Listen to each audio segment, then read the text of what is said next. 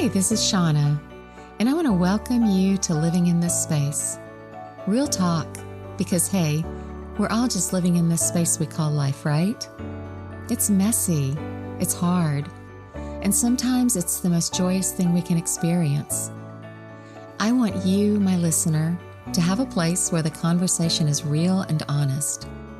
I hope we can spend this time together, validating, sharing, and experiencing all the feels together with whatever topic is on the agenda for the day.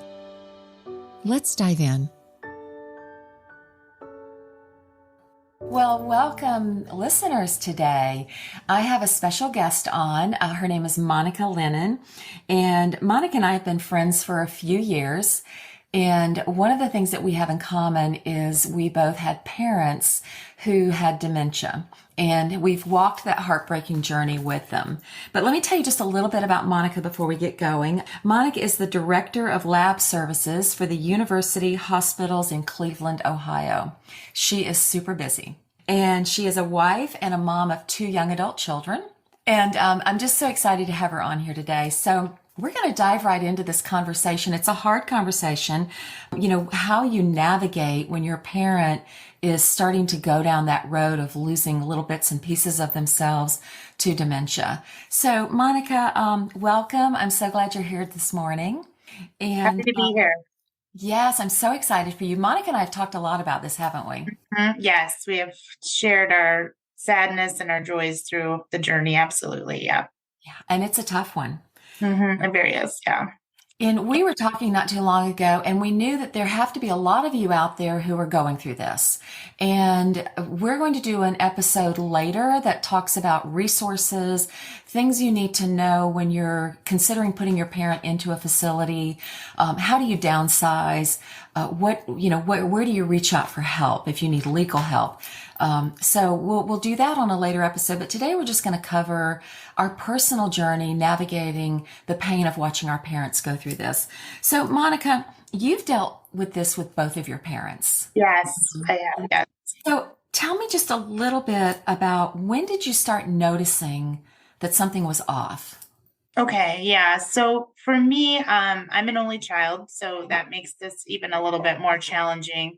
But I actually noticed that my dad started having, he was very a good storyteller and very telling jokes and funny and just like very social person. And he started losing his words. So that kind of caught me at first. He would try to tell a story, he would get stuck, he'd say, and then remember I was on the cutting the grass on he would do this kind of thing. And my mom was very not patient, and she'd say, "Oh, for goodness sake, just spit it out. What's wrong with you?" And at first it was kind of funny, you're like, "Oh, just age, whatever, they're bickering." But then after a while I thought, it seems like it's getting worse. Seems like it's all the time. He would start substituting words that were strange for the word that he wanted to use. So he would say, "I'm going to go throw this into the receptacle instead of the garbage can." Or he would say the machine that cuts grass instead of the lawnmower. He was like struggling, so that kind of started how I noticed first that there was something not quite right with him. But you kind of go into denial. You just want to say it's old age and this and that. So, and then after that, he started doing strange things. Go to the grocery store and bring the groceries in, and can't find the groceries. My mom would find, the salmon that she bought in the washing machine, or, he would put salt in his coffee. And so it just started progressing from there. So for me, that, kind of triggered like something was going on.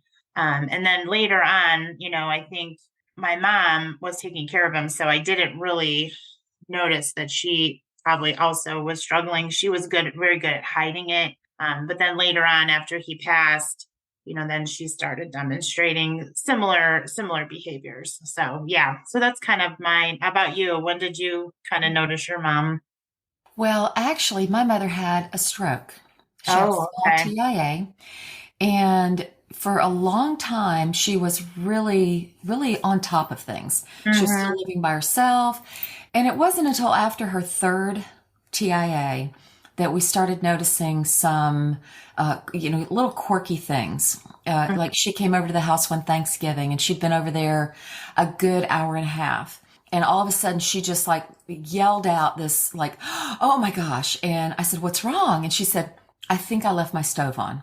She was hard boiling some Mm-hmm. eggs. And Mm-hmm. so, of course, we jumped in the car and we went right over there and we could see black smoke all inside of her house through the windows. Oh goodness. And the water Mhm. had just boiled completely down. It was just burning the hard boiled eggs that were sitting there. Oh. And so it was little things like that. Mhm. We were also noticing the words. She would lose her words and she would become so frustrated. I can't think of a word. And it was a simple word. Mhm. And she was Mhm. very aware of it though. Yeah. A short-term memory started going. Mhm. And so, there came a point where we knew that she just couldn't live alone anymore. Right, right. Yeah. Mhm. And I'm an only daughter too. My Mhm. brother's dead.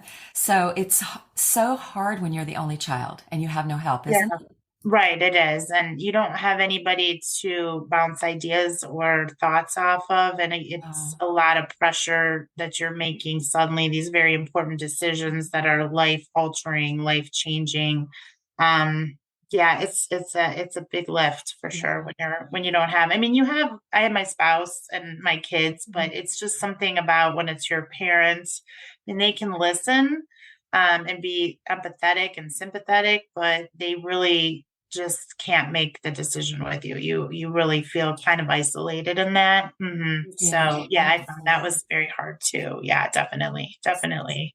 Well, with your dad, since your mother was there taking care of him for a while, Mhm. did there come a point where you had to put I didn't even ask you this earlier. Did you have to put your father in a facility or did he stay at home? Yes, and I think this is very common because people are, they don't want to lose their home and their things. And so I feel like I saw this in my case, and I saw this as I did move my parents into facilities that people are a little behind the ball. They should have probably been in a facility probably 5 years before they actually get there sometimes, because they think they can handle it. They think they can take care of things.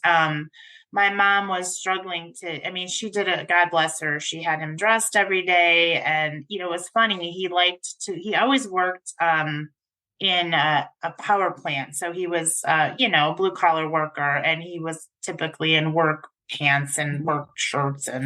But as he got older and the dementia came in, he would want to be dressed up all the time, which I thought was kind of interesting. So he always was in dress pants and a button down and a sweater vest.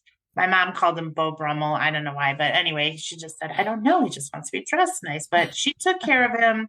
But I was nervous because they had a large home. They were on 4 acres of property, and she would get fed up with them. So she would say, oh, because I think she was in denial, and she would Right. go to the Alzheimer things and read all the books and listen to all the things, but I don't know, it just wasn't sinking in. So she would say, send him to the mailbox every day. Well, the mailbox is on a very busy street, and he'd Hmm. have to cross the street to get to the mailbox, or he liked to take the garbage can. I mean, down every day and then back every day. I mean, the garbage only comes once a week, but she would like just to get him out of her hair, and I was just terrified thinking something's going to terrible is going to happen. I mean, I honestly feel like guardian angels were in overdrive on this man because, she just kind of had it and let him. She was happy to be, she'd be down the basement and he would just be upstairs, putting things on the stove. And, Hmm. I'd come in and one day I walked in and he was making toast and he had the knife and he was about to stick the knife into the toaster to get the toast out, right? Oh, You're just like, Monica. oh my gosh, it's almost like having a very large child, Yes. like a toddler again. They're doing things they lost their sense of Right. what's safe and what's not safe.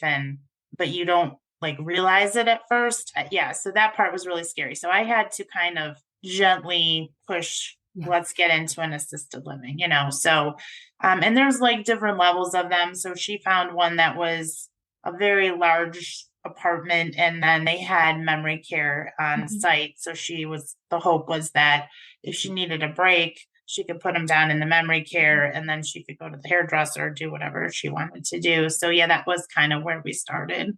Wow.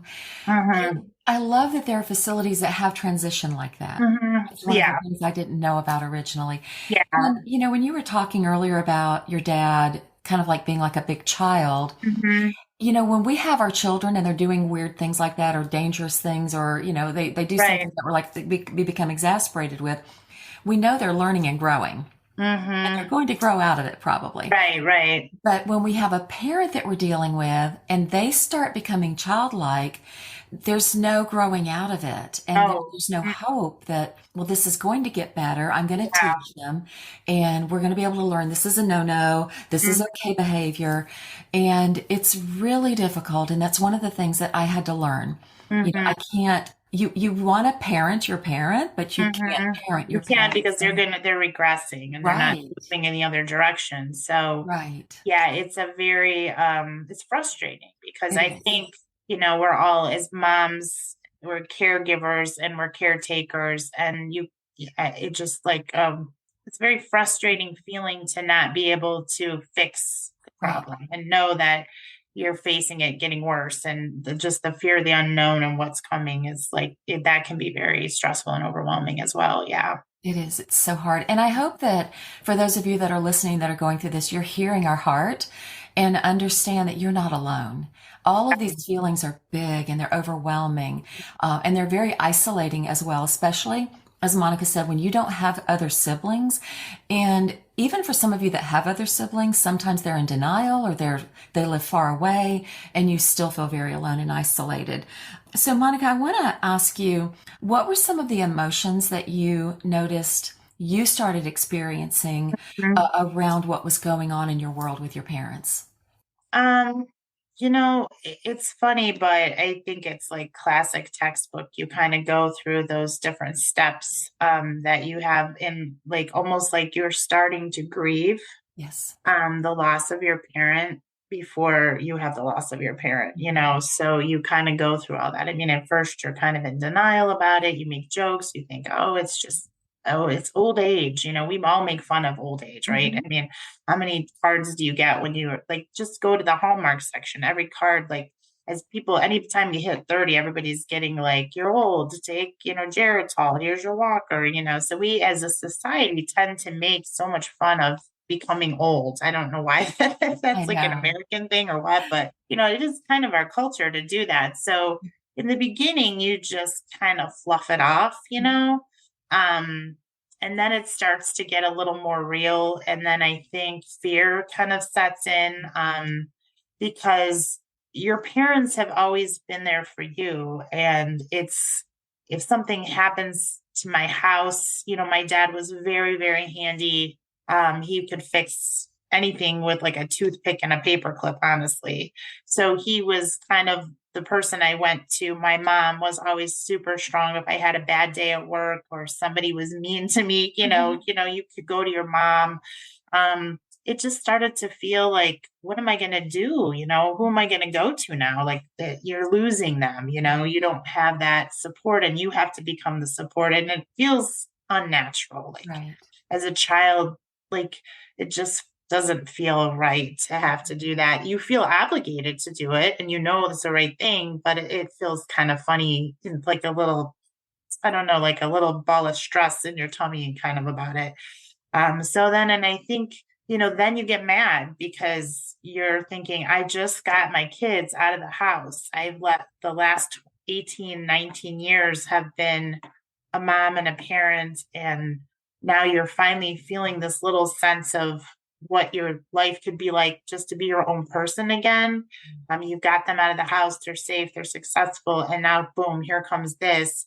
You kind of get mad about it. You think, Yes. what the heck? And I don't think that's something as society we want to talk about, but it's a real emotion and I think it's fine. But people don't talk about it because how No. could you possibly say that you're mad at your sweet or parent that's in this situation? You just feel like a monster almost for even having that feeling. So you kind of bottle that up. and then it comes out in other things. You medicate with the wine and the bad eating or whatever you do, take it out on your coworkers, your kids. So it does become emotionally draining, that part of it. And then I think you kind of get through that and you accept it. And then you just have a very, very deep sadness. It's like attending a funeral for a very, very long time because you're almost like at a wake. It sounds weird, but because they're just getting less and less of a person and you're just watching it. So it's very painful and it's a very, very long grieving process. So I think that's kind of the emotions that I had Wow. going through. You put that so elegantly and so there's so many words in there that are so profound Mhm, because earlier you talked about like it being the society that we live in. mhm, And when we first started going through this with my mom, I kept thinking other cultures take care of their parents, other cultures bring them in their home. And mhm, I felt such guilt. We mhm. don't really do that so much in America. No. And I felt such tremendous guilt because I have friends who are from other cultures. Mhm, And it was always, they would question, why doesn't your mom live with you? mhm. Yeah. Or that I would hear stories about their parent living with them. Mhm, And there is so much guilt around when you do make that decision to put your parent into a facility. mhm, I do believe for my mother, it was heartbreaking for her, but it was also a blessing because mhm. when they're in our home, they're not usually around their peer group. Right. And if they're around their peer group, I think sometimes it's easier for them and better for Mhm, them in the long run. But all of those emotions and feelings that you brought up, the guilt and the anger and the sadness, mhm. it's absolutely going Yeah. to happen. And it's so Mhm, true. And it's so validating when you can talk to someone who has felt those same things because now that my mother is gone, mhm, I look back sometimes with so many regrets of the mhm. times I was irritated with her and Yeah, did get angry. Um, but it's human nature. it It's is. going to happen. Mhm. It is. It is. It And is human nature.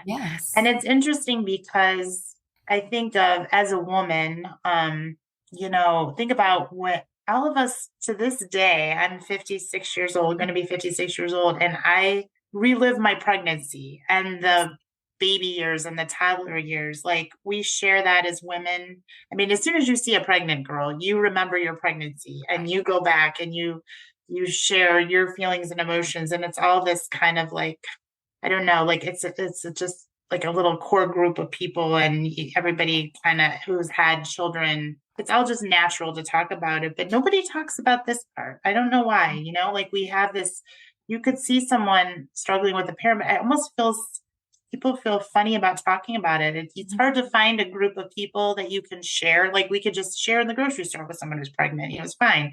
But people just tend to hold this close. And I think it's because we do have a lot of yucky feelings about the emotions that we're going through and it's very hard to share. I mean, obviously the birth of a child is a beautiful thing, so that's easier to share, but I just find it interesting that that's just so acceptable to talk about, even sometimes more detail.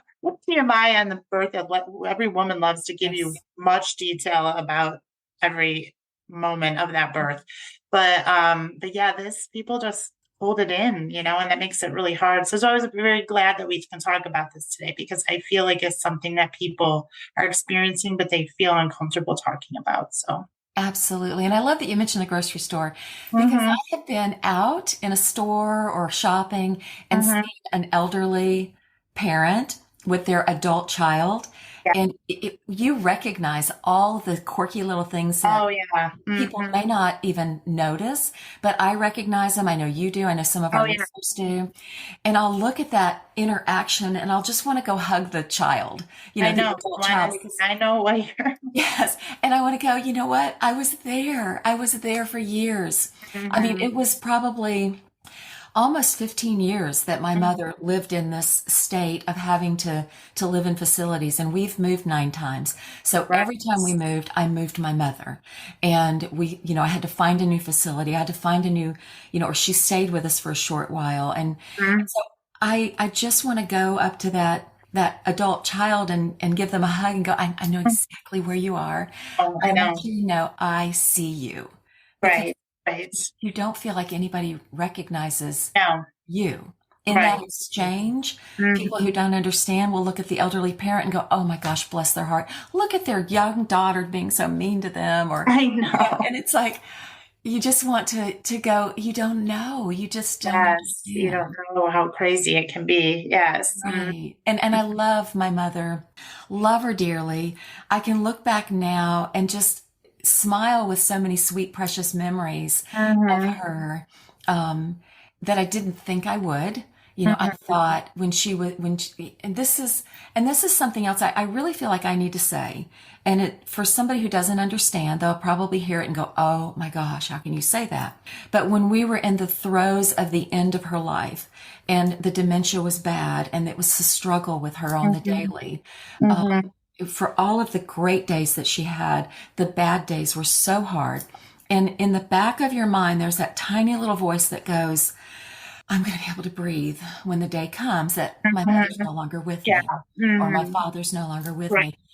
And it's almost like there's this little voice in back there that's going, "Think of the things that you will be able to do, and you Mhm. won't have to worry, and you won't have this, Right. call it a burden." Mhm. And there is so much guilt around that, and Yes. tremendous guilt.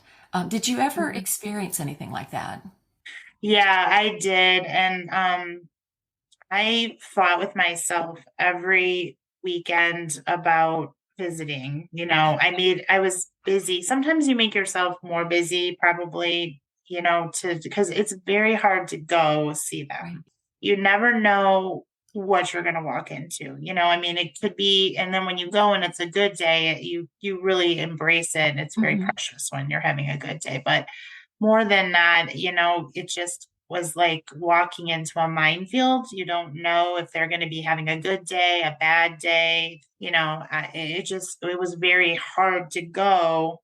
So I found myself fighting with myself like Right. on the weekends. And then some weekends I would just, if I'd been there during the week, say like Wednesday or Thursday and Saturday, I'd think, I was there. I don't want to go today. I don't want to go. I just want to enjoy. It's a beautiful day. I want to go to the park. I want to do something with my family.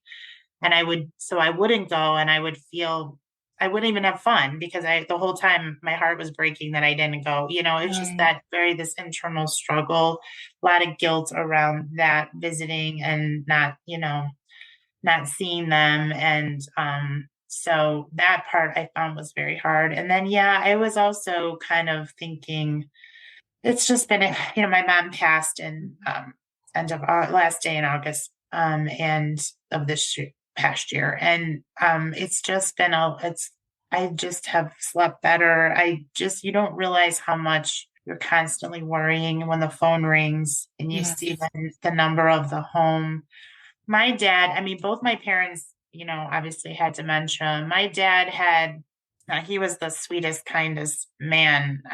You've ever met, like a big, gentle giant. Mhm. And he got very violent. So that was upsetting. I never knew that, they would call and say that, he had wandered into another person's room and he got scared and he would like beat people up. It was like crazy. I thought, like, how is this person my dad? Like, I've never seen him raise his voice or a fist to anyone. And he became this very almost like violent person. It's just that kind of stuff is very, very hard to watch. And then my mom just, her health was, her dementia was bad, but she had a lung problem. So every day she could breathe less, Mhm. so I would see her just getting weaker and weaker. And so it's hard. Yeah. And then you have a lot of guilt because you think, they're going to be in a better place when they Right. pass away. But then you think, how can I think that? Yeah.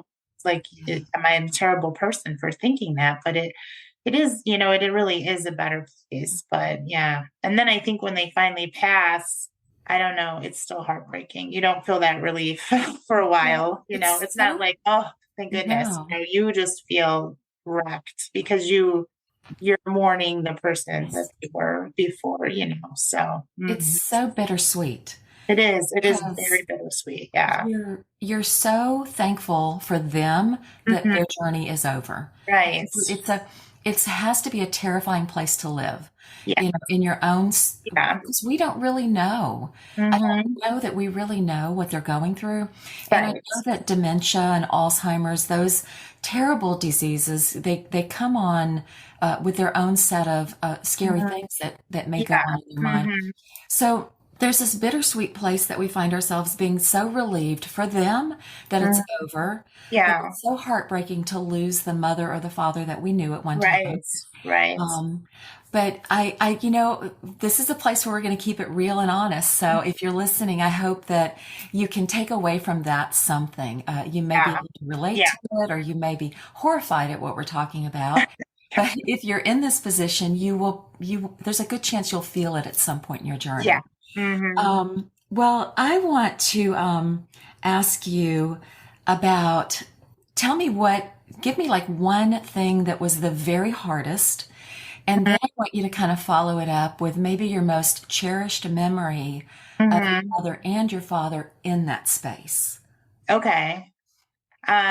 So I would say for both of them, the hardest, well, first of all, my biggest fear, and thank God, I thank God every day this did not happen. I know a lot of people have this, but my parents always knew who I was. Oh, When they got sick, that was a huge, like, I could not, my heart would have not been able right. to. And I think the Lord doesn't put on our plate what we cannot handle. I would have not been able to handle if they did not know me. Like, that was my biggest fear. And I was very blessed that that was not the case. Even my dad, when he wasn't able to verbalize near the end, but when I would come in, he would just have the biggest smile and just grab my hand, and he knew who I was. So that was just a big blessing for me. But I think the hardest part was watching them, the incontinence. I know this is, I guess we're talking real, but that Yeah. was horrible. It's just to go from like being an adult, like they truly go back to being a baby, but yet their mind, they know what they're doing, and they can't help it. And it's demoralizing, it's humiliating, it makes them angry, it makes them sad. Um, it just sort of takes the spirit out of them when that starts to happen. And it makes it very hard to take them out. You want to get them out, but then my mom, we were at a party with some family and friends, and I tried it. This was later on in the journey, and I tried to take her there, and she had a terrible accident at the party, and she knew she had it, and everybody was trying to act like they didn't notice, and I had to try to get her out, and it was awful. That was awful. So I think that piece of it is just yucky, and physically and emotionally it's bad. But both of them had a moment where, and I think this happens closer to when they're near their end of their journey. But my dad had been, not able to really speak. And he was just, he was smiling and stuff, but just out of it.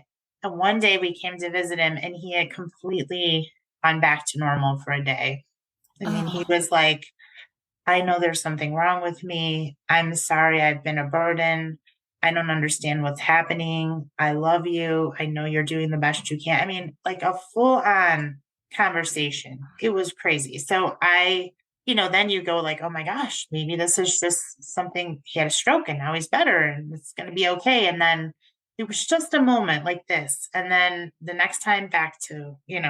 So that was very precious. And my mom also had that same thing near the end where she just thanked me for everything I did. She said, I'm scared. I don't know what's happening. I know I've been like both of them. So I think that is probably the Lord's way of giving us some closure right. to say, like, it's okay. You've done everything you can do. They do appreciate it. They do love you. So it's a little gift. And I think those of us that have that is very precious. I don't know if you experience that with your mom. They get a little bit of a burst of like, yeah, near the end that they're almost like better for a minute.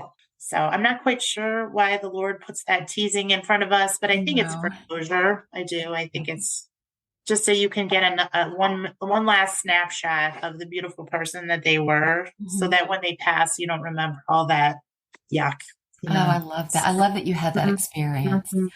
But I think for me, one of the hardest things was my mother was sharp.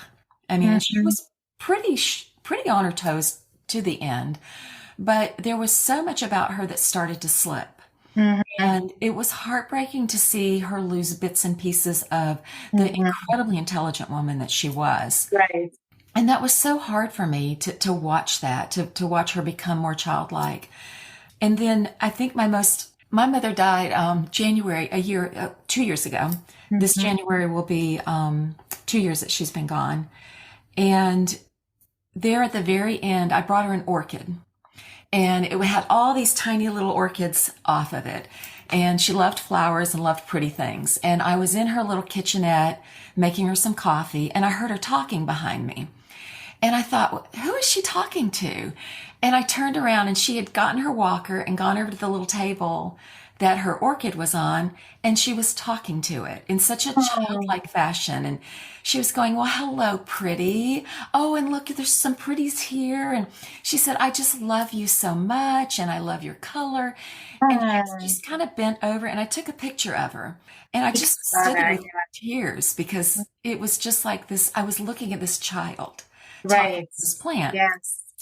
And my husband has since painted that picture for me, which I cherish. Oh, It's in my office. But I hold on to that because to me, at the end, when things were so hard, that was probably the most precious memory mhm. I have of her. And we brought her home. I thought I had at least a couple of weeks with her. Hospice, Mhm. we think you've got about 2 to 3 weeks with her. So I made the decision to bring her home. Mhm. And with great trepidation and fear, because I didn't know what that next 2 or 3 weeks would be like. Yeah. And my husband very preciously said, I will help you. I will help you clean her if she needs to be cleaned. I will help Mhm. you do the things that will be hard for you to do, with that being your Mhm. mother.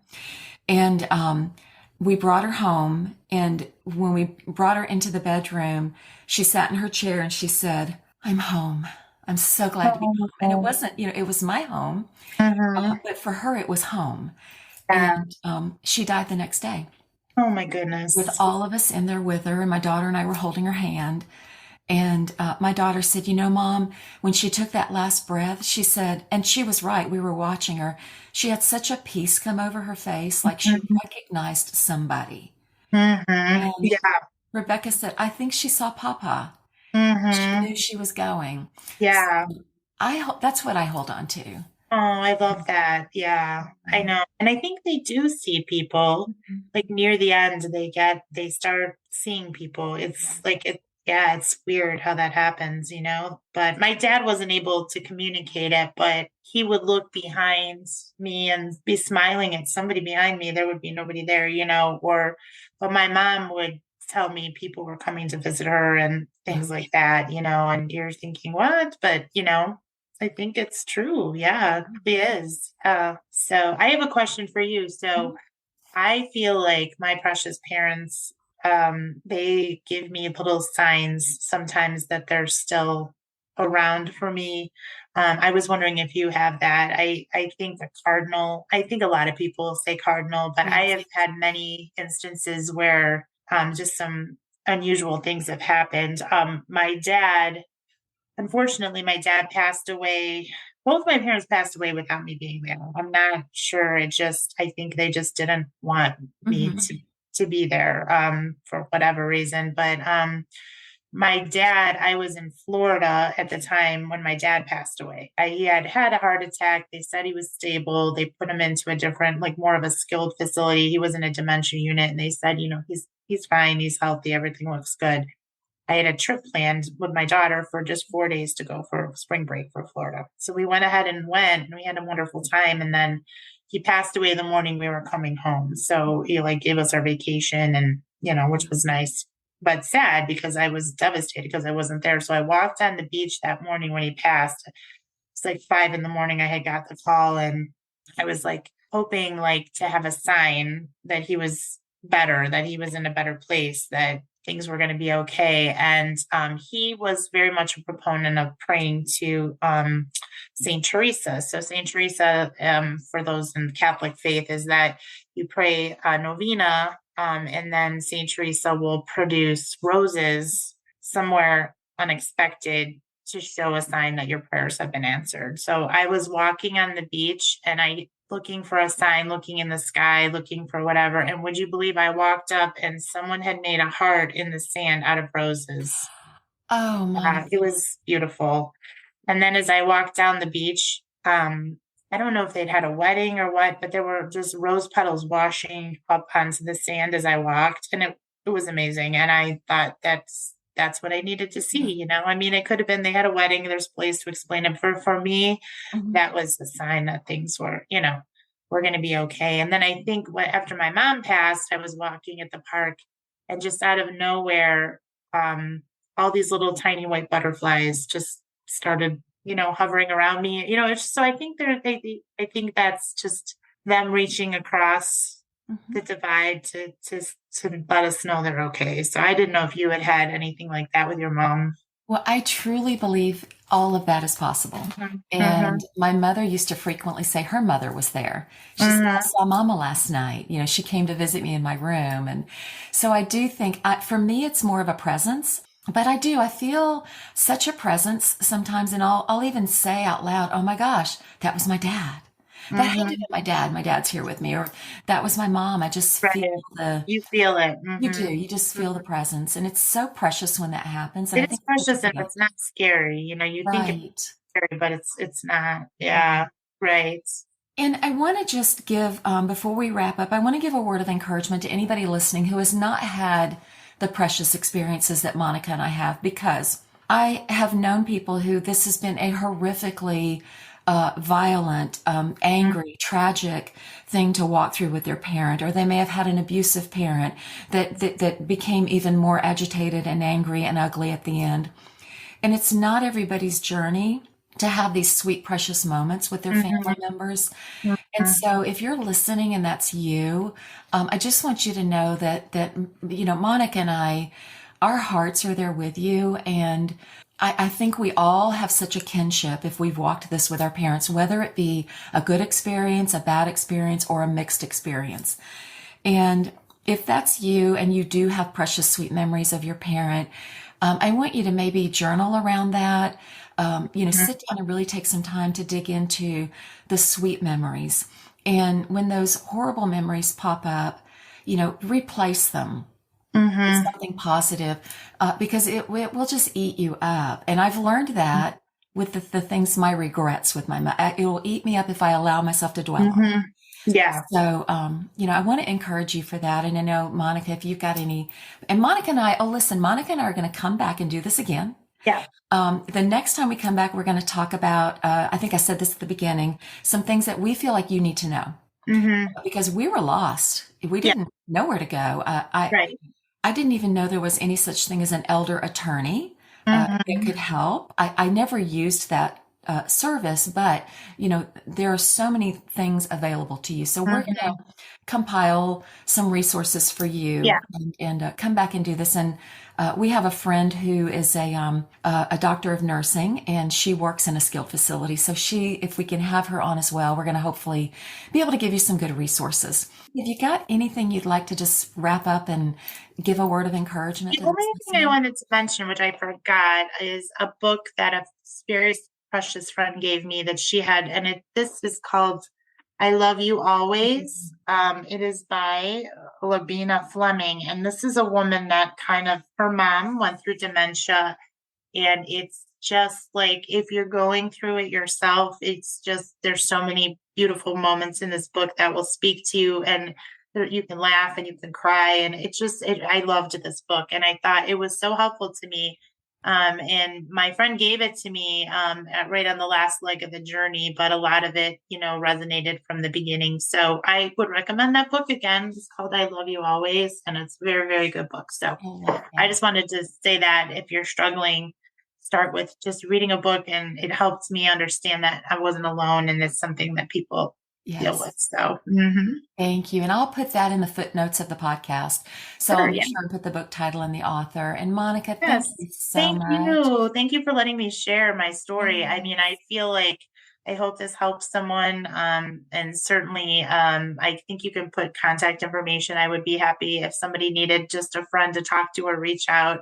Like I said, it's a very isolated feeling when you're dealing with this. And certainly, Shauna and I both have been there, and we just wanted to share our story and hope that some way, small way, it might help a little salve on your heart if you're struggling as well. So thank you for Absolutely. inviting me. I appreciate it.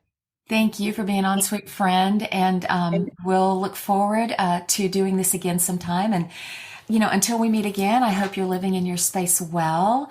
And thank you so much for tuning in today. Thank you. Hey, thanks for listening. Don't forget to hit follow wherever you get your podcast. And until next time, I hope you live in your space well, my friends.